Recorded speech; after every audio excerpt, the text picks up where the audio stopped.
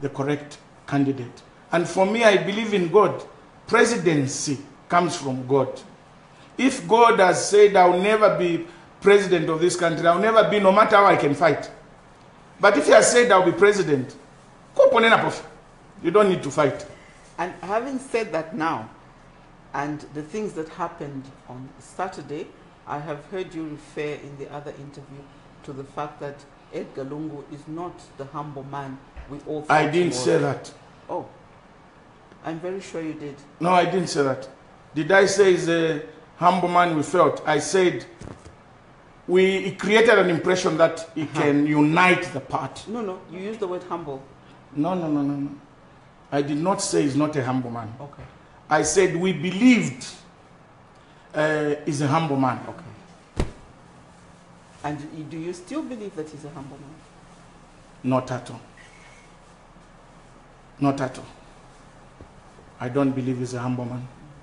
Humble men and women act in a manner that is fair to everybody. When a person starts acting in a manner that is not fair, he cannot be referred to as humble. I feel you are very aggrieved by the events of Saturday. That would be my impression. I see a lot of hurt coming from your side about the events that happened on Saturday. Do you think that if you had stayed in that meeting, the outcome could have been different?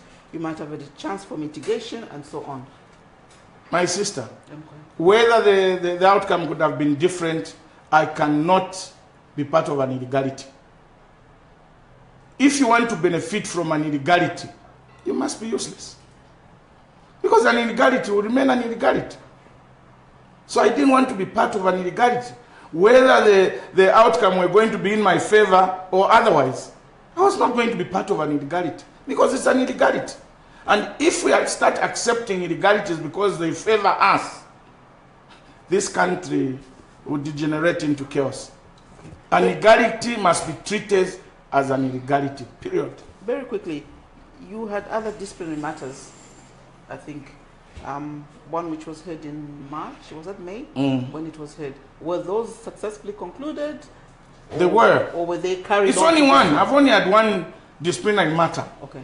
That of accusing me of calling the Luanshya mayor a witch. And between you and me, since when did calling somebody a witch become a disciplinary matter for a political party? That's why I said the man just hates me with a passion and is using other avenues to fight me, to justify his cause. Because for me, when that matter was reported to the party could have just said, no, those are matters of the local court. Go to the local court. But you can even see yourself that this is a vendetta of the worst kind. What is your relationship like now with the Luanshya mayor? Still the same. Meaning? We don't get along. We don't get along. I'll be lying, and I don't want to lie. Because the boy has been used against me by the powers that be. Have you not? And the moment he realizes that he's being used, then we can reconcile. Have you not made overtures to him? You being the older person, the more mature person that you've always been, have you made overtures to the younger man who is still learning the ropes and gone to him and said, my young brother, this is not... I have told the young man several times, young man, you are being used. And if you didn't know, I groomed that boy politically. But they started using him against me, and they are still using him against me. So how do you reconcile with a person who keeps on, attacking you, who keeps on attacking you, keeps on? Every time they give him instructions, he comes with an attack. I have told his parents, I have told him, young man, simmer down. You and I are brothers. Don't accept to be used. But you know what power can do. The man wants to remain as mayor and in good books with the powers that be. But I can tell you, not long from now, he'll come to apologize. And he'll come and state exactly how they are using him. My last question is, you have been said to have property beyond your income, which is why the anti-corruption have been all over you. My sister, I work very hard. Can you tell us about my those sister? properties beyond your income? I work very hard. Okay. I started business in 1993. My company mines, develop mines, in case you didn't know. I'm a contract, my company is a contract miner. We develop mines for KCM and Mopani. And you know what you can get from such a business. How can I afford to afford anything I want? From what I earn from the mines, I can go and have tea in England in the morning and come back in the afternoon. Like that. But I don't boast about it. Those people don't know me. That's why they have failed. When they went to the mines, they found I do genuine business. They have failed to establish cases against me.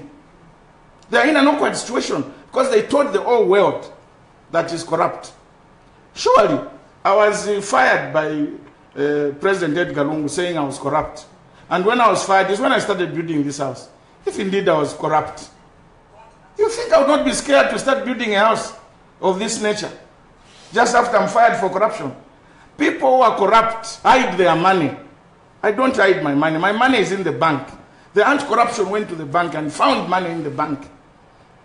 People who are corrupt bury money in the sand. They put money in their pillows. They keep money outside in foreign accounts. I keep my money openly in Zambian accounts because it's genuinely earned. You spoke about the 2 million in the other interview, about the 2 million that you spent on the PF campaign for 2016. You said I said I spent close to 2 million. Yes, okay. And that would be coming from this same money that you have spoken about? No, even from other sources. Okay. Even from other sources. Okay. And so finally, you... Don't forget that we have cooperating partners. When we are political parties, when we are, in government, we can work a fuel, we can work a fuel. That's how that money came. Okay. I just want to say that I'm very glad to hear that you are going to contest your seat, because I can go back in history 1,000 times and find instances where you are saying that I will never leave the PF. Yes. And so I'm glad to hear that you're going to contest the seat.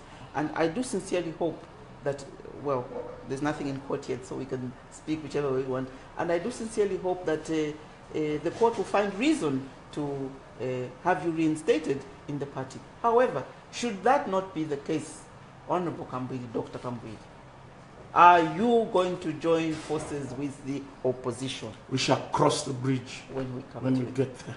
We just the way I've refused to talk about 2021, I don't talk about things that are futuristic.